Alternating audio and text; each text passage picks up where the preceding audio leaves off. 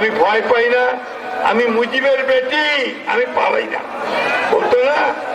কিন্তু সেই মহিলা তখন জীবন দিয়ে তার নেতা কর্মীদেরকে ছেড়ে দিয়ে সমস্ত সারা দেশে যে অসংখ্য আওয়ামী লীগেরা আছে তাদেরকে বিপদে ফেলে দিয়ে সে পালিয়ে গেছে, তাই না?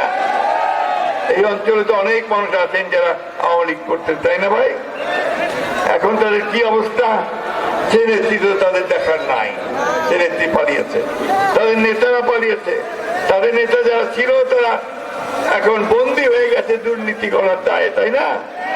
তো এই হচ্ছে পরিণতি ফ্যাসিবাদের, এই হচ্ছে পরিণতি যারা আপনার জোর করে ক্ষমতায় টিকে থাকতে চায়।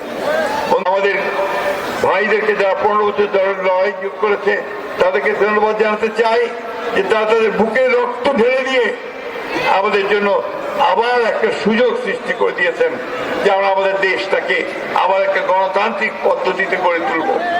আমরা এখানে সকল মানুষের ভোটের অধিকার নিশ্চিত করতে পারবো। আপনারা এই আগে কতগুলো ভোট হয়েছে, ভোট দিতে পারছেন? আমাদের ছেলেরা ভোট দিতে পারছে? কেউ পারে না। 3 বার 15 বছর ধরে আর ভোট দিতে পারে না, তাই না? এই ভোটের অধিকারটা আমরা ফিরে চাই। আমার ভোট আমি দেবো, যাকে খুশি তাকে দেবো, তাই না? এটা বললে আবার কিছু কিছু লোকজন একটু অসন্তুষ্ট হচ্ছে যে খালি ভোটে চাহাতেন।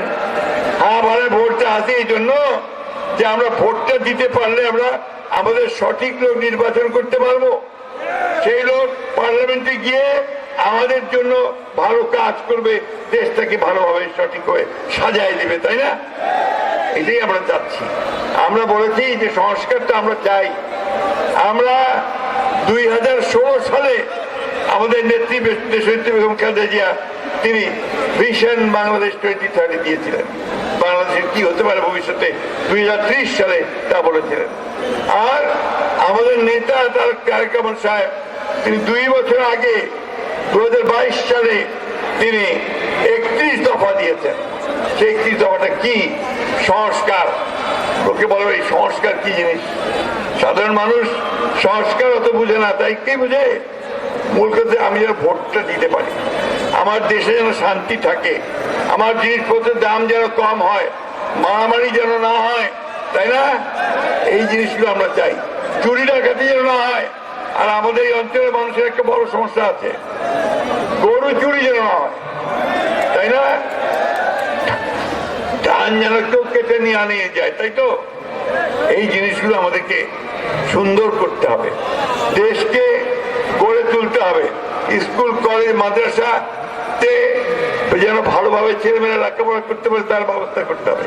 আর কথায় কথায় ঘুষ যেন দিবা না হয়, এটা একটা বড় সমস্যা। বা খালি ঘুষটা আছে, যেইতে যা আছেন সেইটি ঘুষটা আছে, তাই না? ঘুষ আমরা আর দিবা না হয়। আপনারা সবাই রুখে দাঁড়াবেন, কেউ ঘুষ দিবেন না।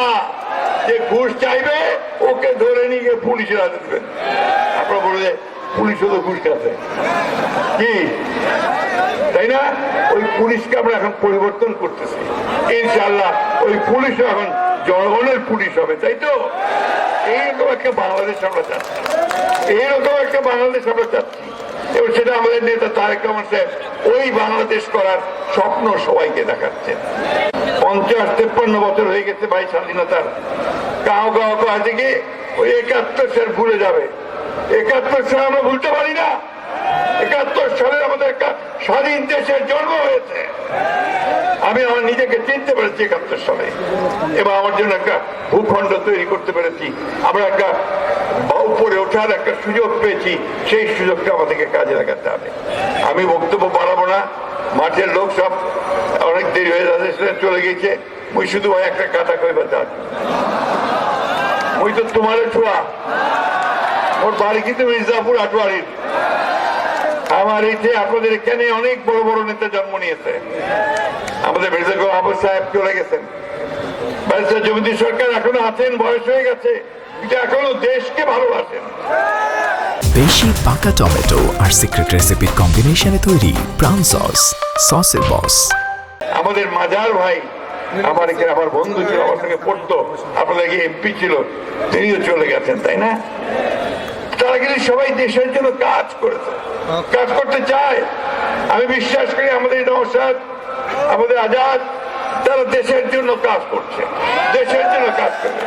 একইভাবে তারা আমাদের পূর্বসূরি যারা আমাদের আগে মানুষ, তাদের যে পথ, সেই পথকে তারা আরো উজ্জ্বল করবে, আপনাদের মুখকে উজ্জ্বল করবে, আমাদের উত্তরবঙ্গের মুখকে আরো উজ্জ্বল করে তুলবে। আমাদের আরেকটা গর্ব আছে আপনাদের এলাকার মানুষের, তোমরা তো কয় না, মুখে কইবা হবে। শহীদ প্রেসিডেন্ট জিয়াউর রহমান আমাদের স্বাধীনতার ঘোষক, আমাদের বহুদলীয় গণতন্ত্রের যিনি প্রবর্তক, যিনি আমাদের নতুন বাংলাদেশের স্বপ্ন দেখেছেন, গড়ে তুলেছেন, তার নানার বাড়ি কিন্তু আপনাদের কাছেই, নাজিরপাড়া না? আর ম্যাডাম যিনি গণতন্ত্রের অতন্ত্র প্রহরে, তারও নানার বাড়ি কিন্তু আপনাদের চন্দন বাড়ি, ঠিক কিনা বলেন? তোমরা তো কহেন না ভাই, ওকে কইবা আছে। আমি আপনাদেরকে বলি, আপনাদের এই অঞ্চল, আপনার অঞ্চলের মানুষ বরাবরই লড়াকু মানুষ, সংগ্রাম করেছে, সংগ্রাম করে তারা টিকে থাকে। আজকে আমাদেরকেও সংগ্রাম করে আমাদের এই অঞ্চলকে আজকে সত্যিকার অর্থেই একটা জাতীয়তাবাদের ভিত্তি, ঘাঁটি তৈরি করতে হবে, শক্ত ঘাঁটি। ঠিক পারবেন আপনারা? এই ফরাদ হোসেন আজাদের নেতৃত্বে সে গড়ে তুলতে পারবেন ইনশাআল্লাহ। যারা লুট করে, চুরি করে, যারা আমাদের সম্পদ কেড়ে নিয়ে যায়, তারা আমাদের নেতা হতে পারে না, ঠিক না? আমরা নেতা যারা আমাদের পাশে দাঁড়াবে, এটুকু করবে, কষ্ট করবে। তো আজকে ভাই একটা কথা বলে শেষ করে দিব। আজকে এই যারা পালিয়ে গেছে ওই পারে, পালিয়ে গিয়ে হাসিনা ওইখান থেকে সে ষড়যন্ত্র করতেছে, চক্রান্ত করতেছে, একটা মিথ্যা অপপ্রচারণা চালার চেষ্টা করতেছে।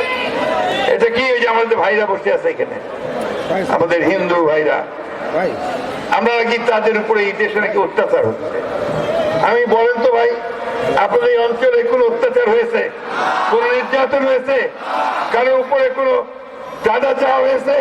কাউকে হত্যা করা হয়েছে? হয়নি। কারণ আমরা এই অঞ্চলের মানুষেরা, আমরা খুব শান্তিপ্রিয় মানুষ।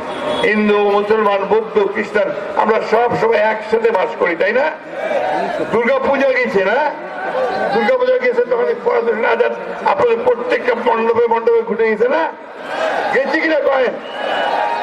জোরে কইবা হবে।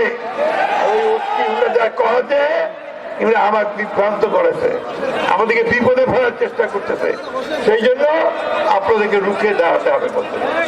বন্ধুগণ, আমাদের এই অঞ্চলের লোককে ওই ইশরাক আসছে, ইঞ্জিনিয়ার ইশরাক, আমাদের খুব ঘনিষ্ঠ বন্ধু, নেতা খোকা সাহেবের ছেলে।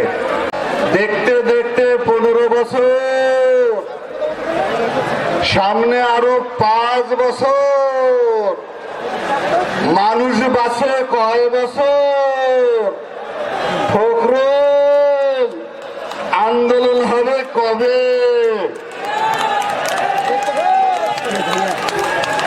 নাম আমি বলতে চাই না।